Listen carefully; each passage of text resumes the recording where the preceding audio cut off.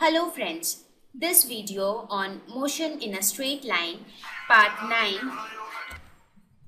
Hello friends, this video on motion in a straight line part 9 is brought to you by examfear.com.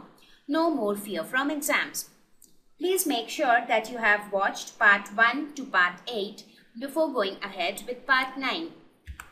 After we have studied average and instantaneous speed, let us now study average and instantaneous velocity. So what is average velocity?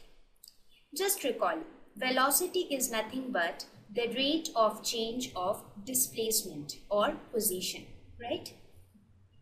So velocity was nothing but the rate of change of position or the rate of change of displacement. So when I say average velocity, the name suggests it is the mean of all the values. So average velocity would be very similar to what we studied in average speed, that is total displacement covered in a given time. So just compare it with average speed. Average speed was total distance by total time, and average velocity is total displacement by total time. Now when it comes to instantaneous, as the name suggests again, it is the value at a particular instant of time. That is, measurement of displacement covered at every instant of time. So again, in this case, we'll take an example to get a clear understanding of average and instantaneous velocity.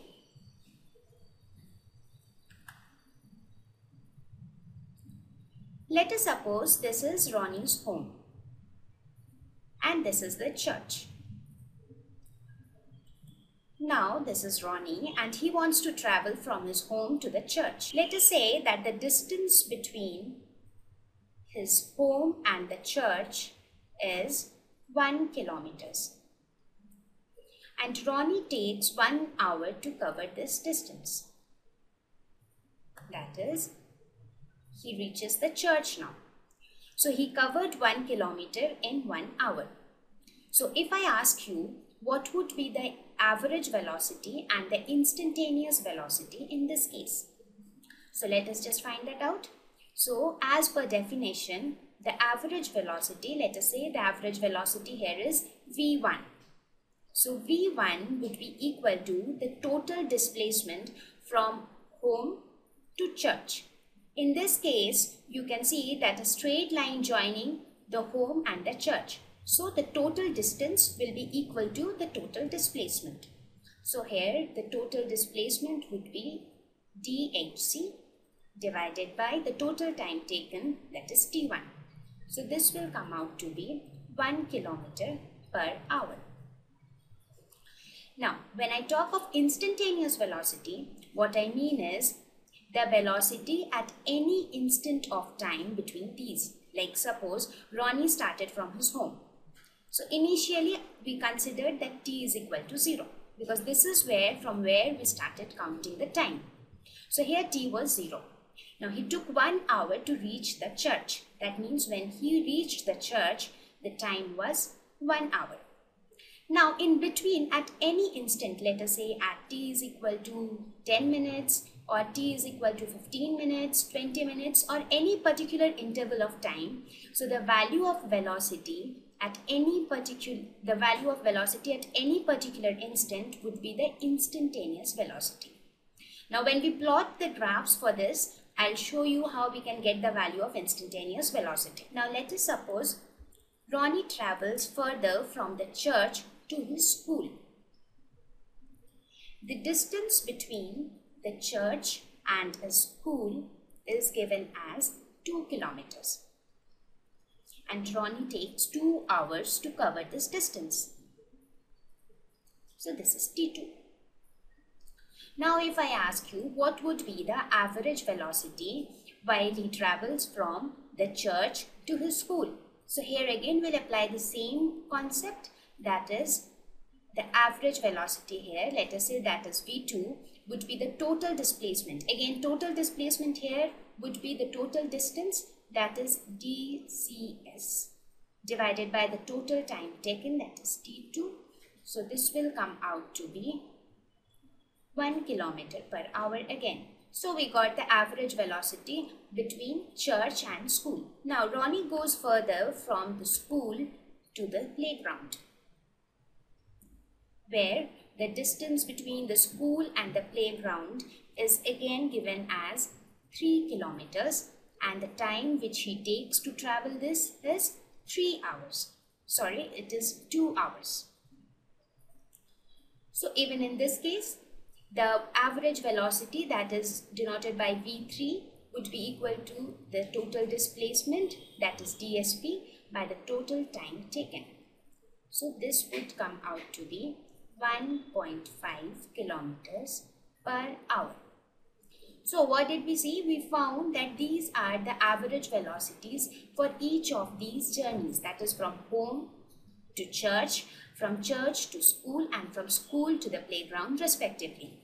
Now if I ask you, what is the average velocity for the entire journey? So when it comes to entire journey, the velocity would again be equal to the total displacement divided by the total time taken. Now in this case, what would be the total displacement? As we already discussed in our previous slides on displacement, that this is my initial position, that is home. And what is the final position of this journey? That is the playground. So this is my final position. So when I talk of the total displacement for this entire journey, the total displacement would be the distance between the home and the playground. Let us denote it as DHP. So let us suppose this distance is equal to 2 kilometers. And let us say the time taken to cover this distance is say 1 kilometer. So for the entire journey, the net average velocity would be equal to this distance, that is DHP, divided by the time taken to cover this distance. So what did we observe? When we were calculating the average speed, what we did the total distance, that is this distance plus this distance plus this distance. But while calculating the total average velocity, it was not the total distance, rather the total displacement, right? That is the distance between the initial and the final position. So here the initial position was the home and the final one was the playground. A very important point to note here is that sometimes most of us make a mistake that the total average velocity of this entire journey, if it is denoted by V, let us say, this V is equal to V1 plus V2 plus V3. But this is not correct. The total average velocity for the entire journey is never equal to the average velocities of the constituent journeys. That means if you have calculated the average velocity from home to church as V1, from church to school as V2, from school to the playground as V3, that doesn't mean that the average velocity for the entire journey will be equal to V1 plus V2 plus V3. So friends, always remember this, that whenever you have to calculate average velocity between any 2 points, the only concept that you need to apply is that total displacement by time taken to cover that displacement. So I hope now the basic definition of average velocity and instantaneous velocity is clear to you.